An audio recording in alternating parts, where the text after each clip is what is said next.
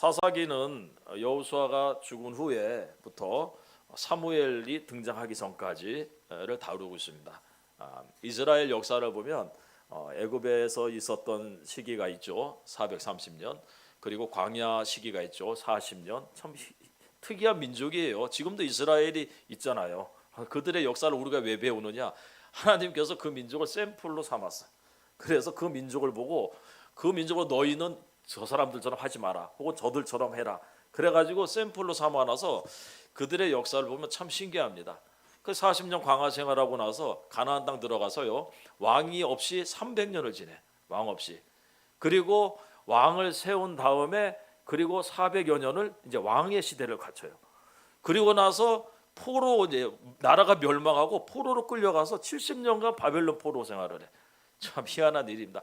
돌아와 가지고 이제 고국에서 이제 뭐 식민 생활, 뭐 포로는 아니지만 자기 땅에서 이제 남의 지배를 받는 그야말로 바벨론, 페르시아, 헬라, 로마 시대를 거쳐서 그런 시대를 거쳐 가지고 2000년이 넘게 2500년 가까이 나라 없는 세월을 보내다가 최근에 1960년대 이제 나라가 67년도에 나라가 생기죠.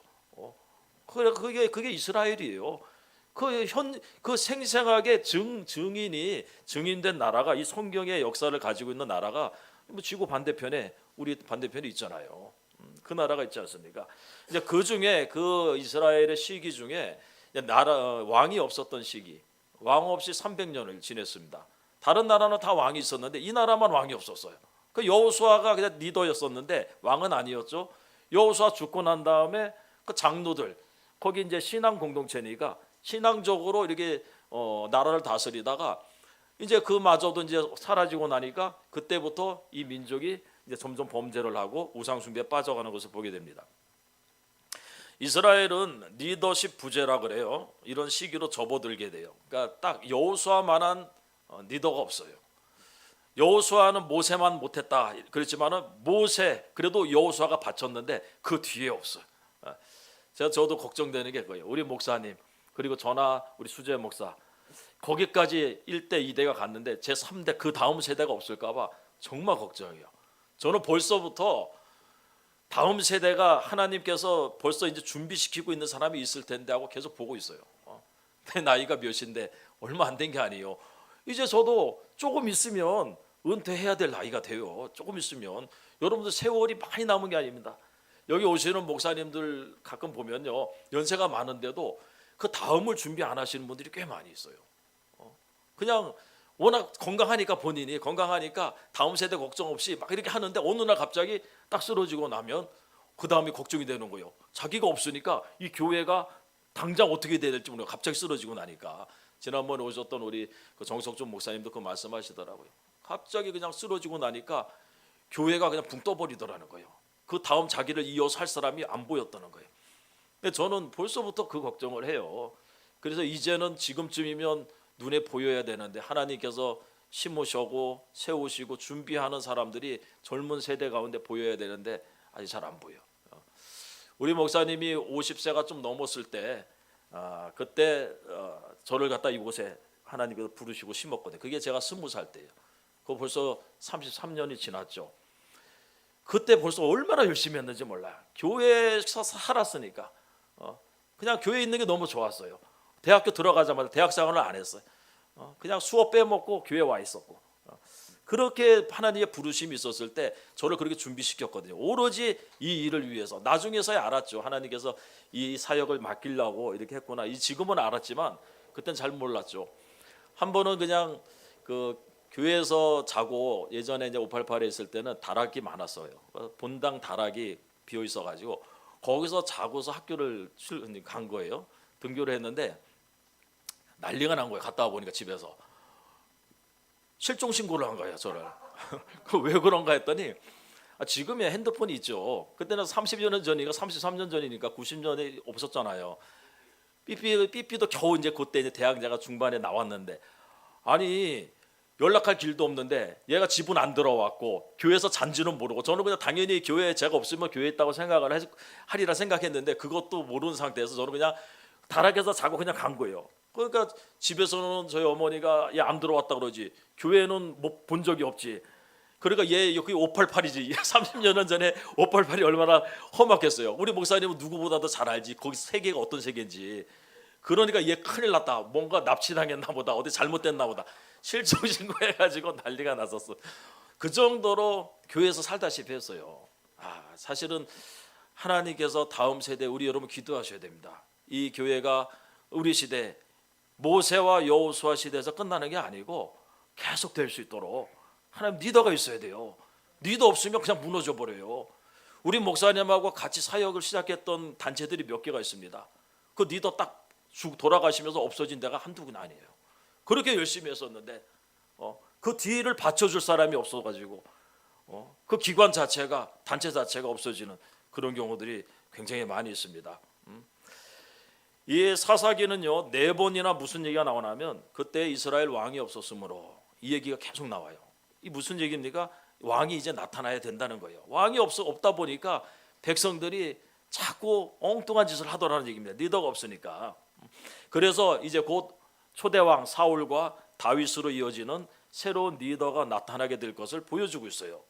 사사기의 패턴, 그 왕이 나타날 때까지 300년간 이 사사기가 어떻게 지냈냐면요. 일단 백성이 범죄를 해. 이 패턴이 그래요. 범죄하면 하나님께서 징계를 해요. 범죄하는데도 징계가 없으면 사생자라 그래요. 그 사람은 부모가 없는 사람이에요. 그러니까 반드시 징계는 있어요. 그래서 이 이스라엘이 하나님의 장자 아닙니까? 출애굽할 때 하나님께서 바로에게 했던 얘기가 뭐예요? 내 장자를 보내라.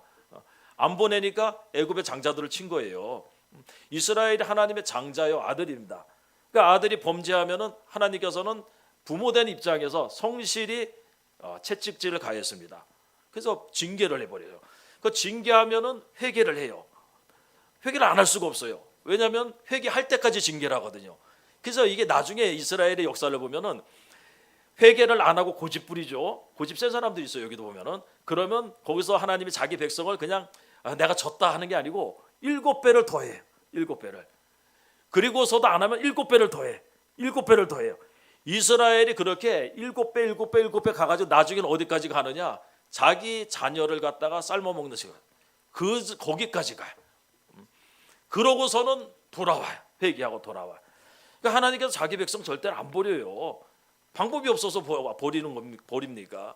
우리는 우리 육신된 부모들은요 자기 자녀들 다스릴 방법이 없어가지고 포기하는 경우들도 있고요, 호적에서 파는 경우들도 있어요. 근데 하나님은요 방법이 많습니다. 하나님 고집을 우리가 못 꺾고요. 그래서 범죄하면 징계하고, 징계하면 이제 살려달라고 회개하고, 회개하면 사사들을 보내서 구원을 해요. 그러다 보니까 이렇게 해서 나온 사사가 12명이나 돼요. 그 이 패턴이 12번이나 반복이 됐다니, 12번이나. 그게 우리예요, 여러분들. 지혜로운 사람은 남 맞는 거 보면서도 정신을 차리는데, 어리석은 사람은 그냥 그렇게 얻어맞고 또 맞고 또 맞아도 정신을 못 차려요. 이스라엘 백성들이 다행히 지혜로운 아들이 아니고 어리석은 아들이에요. 그래서 우리가 이스라엘 역사를 보면서 안도의 한숨을 쉬죠. 야, 이런 민족도, 가끔 제가 예레미야서나 이사야서를 보면서 야, 어떻게 이럴 수가 있을까, 이 사람들이. 그런 장면이 많이 나와요. 그럼 다행입니까? 그런 사람들도 포기 않고 있으니까. 그러니까 저와 여러분도 하나님이 포기하지 않으시죠. 그럼 우리도 참 다행이다. 이 민족이 모범생이 아니라니까요. 모범생이 아닌데 하나님께서 그들을 사랑하셨어요. 그래서 그 민족을 갖다가 구원하시고 그들을 아들 삼으셨습니다. 우리가 잘해서 잘나서 하나님께서 구원하시는 게 아닙니다. 하나님의 그 사랑 가운데 여러분들 부르셨고요, 여러분에 대한 뜻이 있어. 그러니까 여러분이 그걸 알면은 이제는 좀 일평생 부모 고생만 시켰잖아요. 영적 부모. 그 남은 인생 좀 이 부모를 위해서 효도 좀 한번 하고 가셔야 돼. 효도를. 꼭 얻어맞고서 그렇게 효도하는 게 아니고, 겁나서 말 듣는 게 아니고, 이제 한번 하나님의 뜻대로 한번 살아보자. 주의 말씀대로 주님을 한번 기쁘시게. 얼마나 기뻐하겠습니까? 어떻게 하면 기쁘게 할 수 있을까를 고민을 해보셔야 돼. 방법은 많아. 방법은 여러분들이 믿음으로 이것 하는 것도 하나님이 기뻐하시겠지 하면 기뻐하셔요. 이게 믿음으로 하는 겁니다. 믿음으로 하지 않는 것은 다 죄예요. 우리는 하나님을 의식하면서, 하나님을 생각하면서 이것저것을 해. 하나님 기뻐하십니다. 자, 사사기 1장을 우리가 딱 보면요, 이스라엘이 가나안 땅 들어가서 제대로 땅을 정복을 못했습니다. 가나안에 그 살던 원주민들을 다 내쫓으라 그랬는데 상당 부분 내쫓지를 못했어요. 그래가지고 그 민족들 때문에 우상 숭배에 빠져들어요. 결국은 그랬습니다. 왜 하나님 거기 있는 민족들을 다 쫓아내라고 그럽니까? 아니 그 중에 항복하는 사람들은 냅두면 안 됩니까? 사울이 그랬죠. 보기 좋은 거는 다 살려서 가져왔죠. 이게 여러분들 시초가 되는 거예요. 여러분들은 왜 우리가 여기 오면은 예배 참석하시고 술 드시지 말고 이 두 가지를 강조합니까? 결국은 여러분들 그것 때문에 망해서 여기 온 거거든요. 그것 때문에 그 문제에 있어 해결해야 될 문제가 있는데 그걸 해결 못하면요 결국 그것 때문에 넘어지게 돼 있어요. 하나님이 이스라엘을 알기 때문에 다 그 민족 몰아내라고 했는데도 불구하고 몰아내지 못했습니다. 그래서 결국 몰아내지 못한 그 민족 때문에 이 민족이 멸망을 하게 돼. 멸망을. 자기 아들이 그거로 그렇게 되는 걸 원할 사람이 누가 있습니까? 이스라엘은 원래 농사짓는 민족이 아니잖아요. 양을 치는 목축이에요. 아브라함부터 시작해서 야곱 그리고 그 후손들 대대로 농경 문화를 몰라요. 농경 문화를. 광야 40년 동안은 아예 심어본 적도 없고 이 사람들이 할 줄 아는 거는 목축, 양 치는 것 이런 것만 할 줄 압니다. 근데 가나안 땅에 가가지고 해야 될 일이 뭔가면은 농사죠. 가나안 땅은 농경 문화예요. 그러다 보니까 가나안의 문화, 그 문화를 배우기 시작했습니다. 문화. 이스라엘이 왜 바알 종교에 그렇게 쉽게 빠졌느냐? 바알이 바로 농경 문화의 그 신 아닙니까? 바알. 비가 필요하면 바알에게 비를 구하고 이런 것들. 그래서 애굽에서는 농사 짓느라 걱정할 필요가 없었는데 왜 애굽도 농사는 지었지만 애굽에는요 그 나일강이 있었잖아요. 이 나일강에서 물이 범람할 때마다 그 범람하고 나서 거기다 농사를 지으면 돼. 비가 안 와도 상관없습니다. 어차피 나일강이 하류 지역에서 비가 많이 오면 그게 흐르고 흘러서 이집트에는 비가 한 방울도 안 와도 범람을 해버려. 홍수가 나버린다는 얘기예요. 그러면 땅을 적신 그곳에다가 씨를 심는 거예요.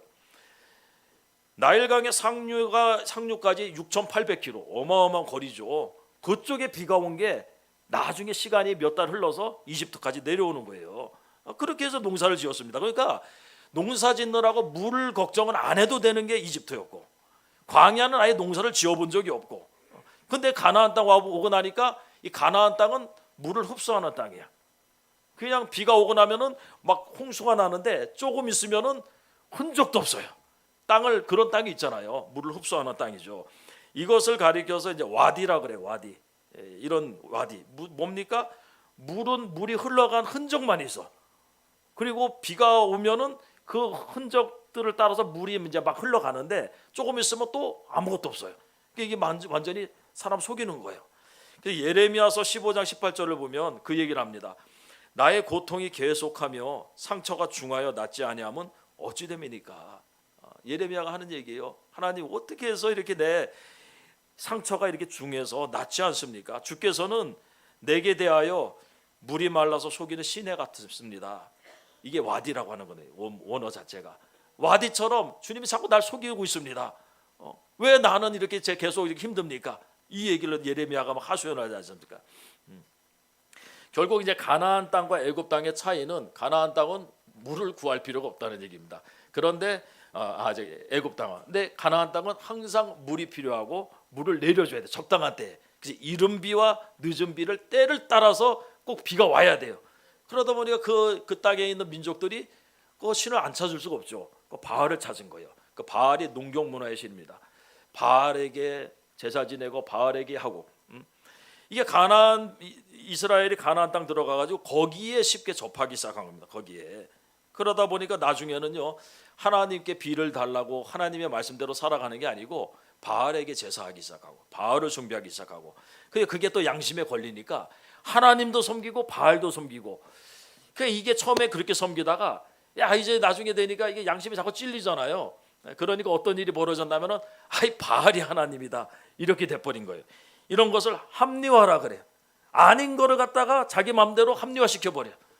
이런 경우들은 무지개 많습니다. 신앙생활하면서 굉장히 많아요. 성경은 딱 잘라서 뭐가 옳고 그런 걸 명확하게 가르쳐 주는데 우리가 내 마음대로 그걸 갖다 해석해 가지고 합리화를 시켜요.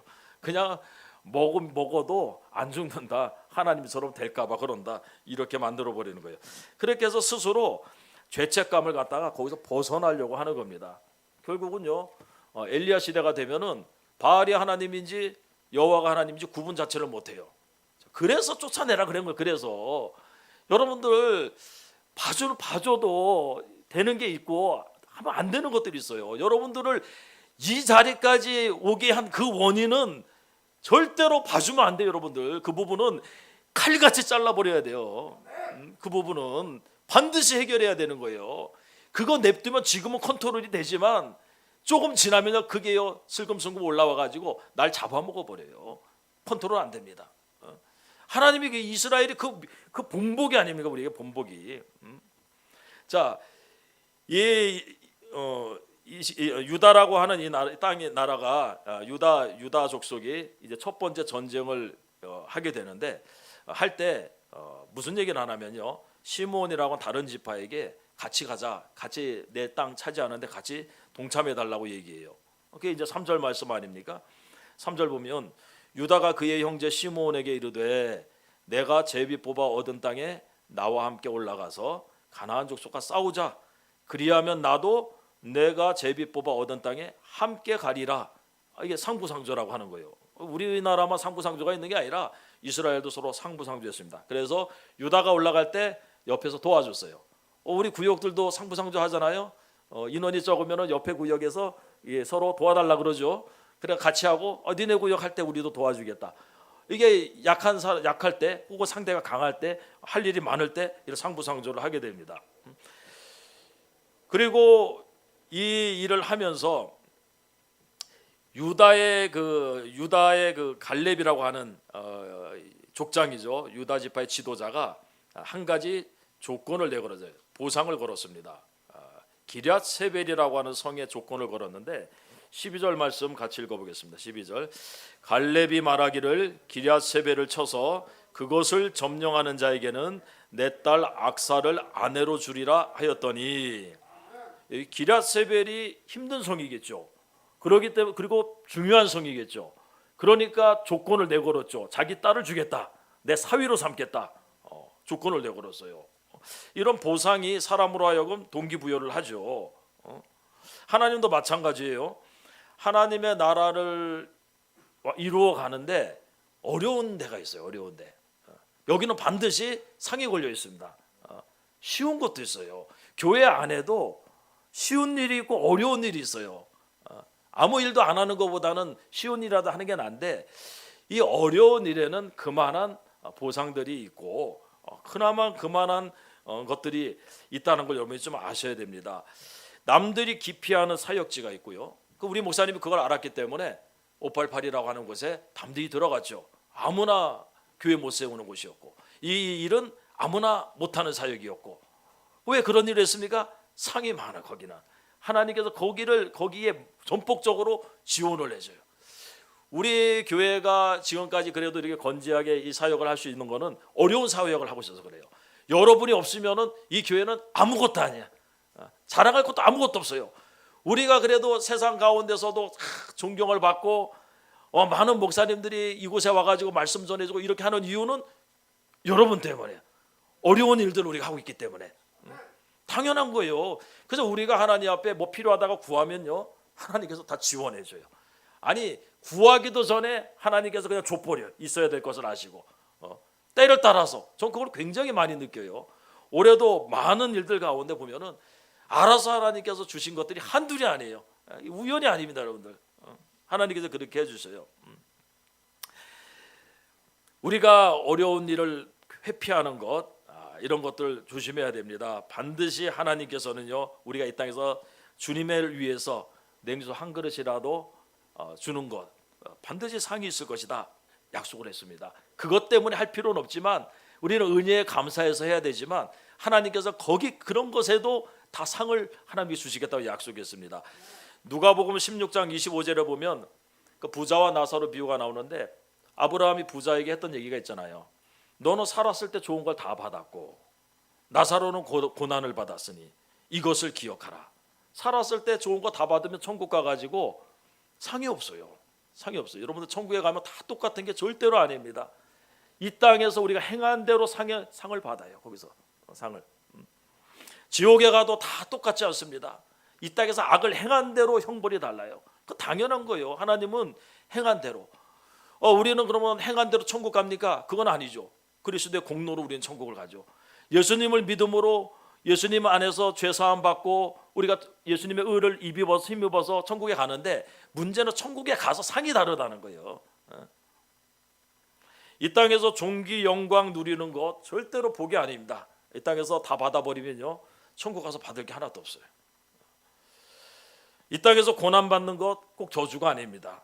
오히려 천국에서 상이 기다리고 있을 수 있어요. 나사로에게 한 얘기 아닙니까? 나사로는 이 땅에서 고난을 받았으니 너는 그걸 기억해라. 너 이 땅에서 다 받지 않았느냐? 그 박용규 목사님이라고 벌써 뭐 2006년도인가 언제 돌아가신 분인데, 이분이 천국과 지옥을 갔다 와가지고 한 간증이 있어. 한번 유튜브에서 보세요. 유명한 간증이니까. 되게 유명한 분이셔요. 성남 제일교회를 개척해가지고 5,000명까지 성도까지 이렇게 성장을 시켰고, 총신대를 나오고 고려대 경영대학원을 나오고, 그 낮은 저 높은 곳을 향하여라고 하는 책을 내 가지고, 그 책이 얼마나 잘 팔렸는데 한국교회 그 당시만 해도 그 인쇄를 가지고 송림 중고등학교를 갖다 세우고, 학교를 3개나 세웠어. 그래가지고 교장 이사장까지 했던 사람이고 신학 박사고, 이 사람이 죽어가지고 천국과 지옥을 보고 왔습니다. 그런데 그 천국에 가보니까 자기 집이 있더래요. 3층짜리. 그래가지고 주소 헷갈리지 않게. 그래가지고 자기 집에 궁금하잖아요. 여러분들도 가보면 집이 있거든요. 여기서 한 것이 이제 나중에 천국으로는 이제 재료가 올라간다 그래. 그분 표현을 보면은 천사들이 야 누구 아무개 집사 재료 올라온다. 집 짓는 재료. 뭐한가 보니까 하나님 교회 섬기고 주의 종 섬기고 이런 섬긴 것들, 이런 것들이 천국에 집 짓는 재료로 올라온다. 근데 자기 집에도 가보니까 3층에 상이 딱 2개 걸려 있더니 상장이. 그래서 이게 무슨 상인가 하고서 봤대요. 그때 봤더니 자기가 그 어렸을 때 크리스마스 성탄절에 교회 가면서 그때 고아원에서 성탄절 행사를 하는데 가던 도중에 그 거지 할아버지가 있는 걸 보고 그리고 붕어빵 사가지고 붕어빵 준 거 하나, 그거밖에 없더라는 거예요. 이 사람이 깜짝 놀란 거예요. 왜냐하면 이분이 아까 얘기했잖아요. 그 책도 50여 권을 냈어요. 게다가 그거 가지고 학교를 세웠어요. 400명에게 장학금을 준 사람이에요. 그리고 아파트를 갖다가 교회 옆에 아파트를 갖다가 아예 그냥 건축을 해가지고 50세대에게 무료로 입주를 시키고, 신학생 돈 없는 신학생도 39명을 장학금을 주면서 목사를 만드신 분이에요. 근데 왜 그 모든 게 아무런 상이 없느냐? 그래서 천사가 얘기를 해주대. 뭐라고 얘기했냐면은 너 이 땅에서 그거 다 상 받지 않았냐? 알고 봤더니 이분이 그거 잘했다고 국가에서 국민훈장, 문교부 장관상 이런 걸 받으신 분이에요. 상이 하나도 없더라는 거 가가지고. 네, 그래서 우리 목사님 그 서재에 있던 것들 상 다 갖다가 내가 치워버린 거예요. 그거 그 종이 쪼가리예요. 종이 쪼가리. 우리 목사님과 대단한 줄 알고 588에서 사역했다고 얼마나 귀한 사역이었습니까? 그런데 그거 국가에서 주는 것들 넙죽넙죽 다 받아가지고 다 걸어놓고서 무슨 상 표창상 별별 상 다 걸어놨어요. 나중에 여러분들 우리가 588 돼가지고 일로 옮길 때 되니까 그 상은 아무 소용이 없어요. 종이 쪼가리야, 종이 쪼가리. 그게 우리를 구원하지도 못하고 우리를 책임져 주지도 못하고, 우리 목사님 쓰러지고 나서 누가 그걸 가지고 그 상 받았다고 누가 그거 가지고 아이고 이거 뭐 해서 신경 써준 사람이 있습니까? 아무도 없더라는 거예요. 저는 굉장히 많은 걸 저는 깨닫고 있어요. 어떻게 살아야 될지를. 제가 바보라서 이렇게 사는 게 아니에요, 여러분들. 바보라서 그냥 있는 동 없는 동 그렇게 사는 게 아닙니다. 난 천국 가서 받으려고 하는 거예요. 여러분 잘 아셔야 됩니다. 사도 바울이 왜 자신의 사도권, 마땅히 누려야 할 사도권이 있음에도 불구하고 그런 것을 다 거부하고 그렇게 지냈습니까? 천국에 상이 없을까 봐. 우리가 이 땅에서 비록 여러분들이 별 볼 일 없게 살아가는 것처럼 보여도요, 이 땅에서 한 것에 대해서 하늘의 상으로 남아야 돼. 계속 남아야 됩니다. 그거 다 까먹어 버리면 절대로 안 됩니다. 그 이분이 갔다 와가지고 충격을 받았죠. 자기 그거밖에 없는 걸 보고서. 그래서 자기 200억 재산을 갖다가 다 팔아가지고 은퇴 목사를 위한 그런 사역에 다 넣어버렸어요. 그게 천국과 지옥을 보고 온 사람이에요. 박용규 목사님이라고 한번 보시고 그 내용이 한 40분 정도 되니까 그런 거 보시는 게 좋을 것 같아요. 그렇습니다, 여러분들. 그 하나님께서 이 이스라엘 백성들에게 결국 그 민족들을 교훈하기 위해서 가시와 채찍을 두면서 다스리게 되는데 그 채찍으로 많이 맞아요. 사실은 없어야 될 채찍이죠. 우리가 말 잘 듣는데 왜 채찍을 둡니까? 저희 집에는 채찍이 있다 없다? 예? 우리 애들 보면 있을 것 같아요, 없을 것 같아요? 응? 없다. 예. 잘 모르시죠? 옛날엔 있었어. 사춘기 때 얼마나 말을 안 듣는지. 근데 없어요. 우리가 성장하면 하나님도 잘하는데 왜 채찍을 둡니까? 안 두죠. 근데 말 안 들어서 두는 거예요. 그러니까 어떤 집에 가면 회초리나 매를 항시 준비해 놓고 있는 집이 있어요. 이 집은 뭐예요? 너무 말을 계속 안 듣는 거예요. 그리고 교훈이 필요한 거예요. 훈계가 필요하고. 그러니까 처음에는 잘못했을 때만 한번 때리고 치워버렸는데 계속 반복되니까 아예 그냥 잘 보이는 곳에 다 갖다 놓죠. 사랑에 매해가지고 저거 보고 너 조심하라 이거지. 이스라엘이 딱 그랬어요. 이스라엘이 그래가지고 아예 그냥 이 민족들 쫓아내지 못한 민족을 갖다가 거기다 상주를 시켜버리고 하나님이 내쫓아버리지 않아서 아예 이제는 우리 주변 우리 자신에게 이러한 가시와 채찍들이 왜 없겠습니까? 잘 살펴봐야 됩니다. 하나님께서 우리를 낮추기시기 위해서 사용하는 회초리들이 한두 가지는 다 있어요. 말을 안 들어서 그래요.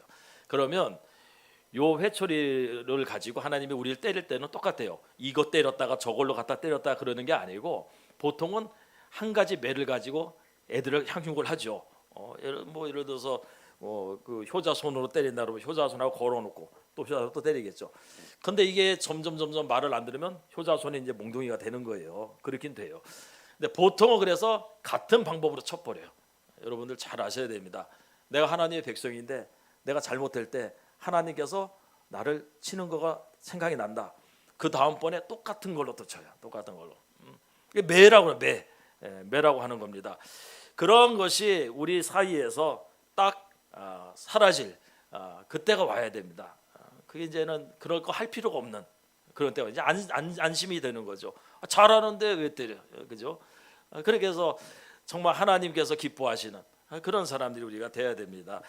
그렇습니다. 이스라엘 백성들이 이렇게 좀 고생을 많이 하긴 했는데 나중에 이제는 왕이 나타나면서 그 왕을 통해서 또 이렇게 하나님의 역사를 이뤄가는 것을 보게 돼요.